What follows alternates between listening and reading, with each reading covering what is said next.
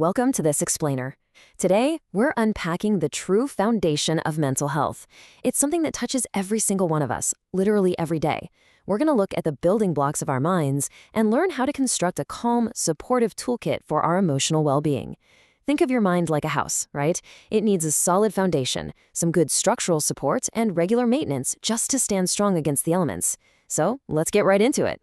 First up, let's challenge a really common misconception. For the longest time, society treated mental health as this strict binary. Like, you were either sick or you were fine. But is mental health really just about what's missing? Is it simply the absence of a diagnosed mental illness? The answer is a resounding no. True mental health isn't just this empty space where illness isn't.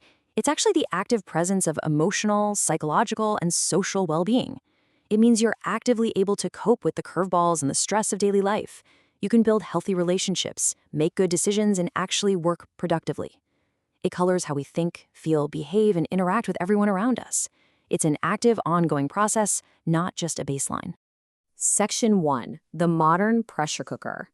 Honestly, looking at the world today, it's incredibly easy to see why millions of people experience mental health challenges.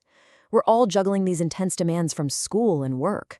You know that sudden anxiety-inducing ping of a late-night email? Yeah, exactly. Plus, we've got complex relationship dynamics and very real financial struggles on our plates. Add in the invisible weights of loneliness, past trauma, and those heavy personal expectations we put on ourselves. And man, it's a lot to carry. And remember, no one is immune to this pressure cooker. It affects folks of all ages and backgrounds. Section 2. Stress, anxiety, and depression.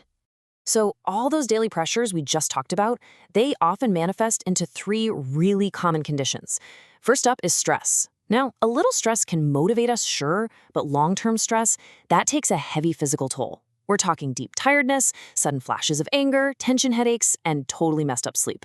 Next is anxiety. This goes way beyond just normal worrying. It can escalate into excessive fear and endless overthinking, which really chips away at your confidence and makes everyday decision-making feel paralyzing. And finally, depression. This brings profound feelings of hopelessness and this kind of empty fatigue. People lose interest in things they used to absolutely love. It impacts everything from school to relationships to physical health. Listen, if you or someone you know is experiencing this progression, you are absolutely not alone. The crucial takeaway here is that stigma isolates us. Countless individuals suffer in total silence just because they're terrified of being judged by society. And that right there is why mental health awareness is so absolutely vital. By educating our communities, we can build genuine compassion and provide real support rather than forcing people to suffer in the shadows. Section 3. The social media paradox. Social media presents this really fascinating paradox. On the one hand, it's an undeniable positive. It's an incredible tool for global connection and sharing information. But there's a dark flip side. Excessive use fuels this toxic cycle of constant comparison, intense social pressure, and low self-esteem. Ironically, we're more digitally connected than ever before, yet somehow we often feel deeply isolated and lonely. The fix? Using technology responsibly. And that means actually giving ourselves permission to take unplugged breaks when we need them.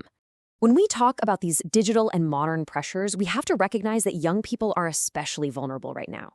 They're navigating massive emotional changes and profound identity struggles, all piled on top of intense academic and peer pressure. So true youth support isn't just some nice idea.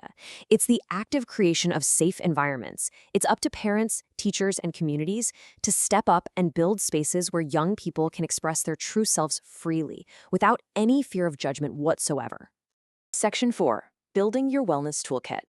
Going back to that building metaphor from earlier, your emotional architecture needs daily maintenance to withstand the elements.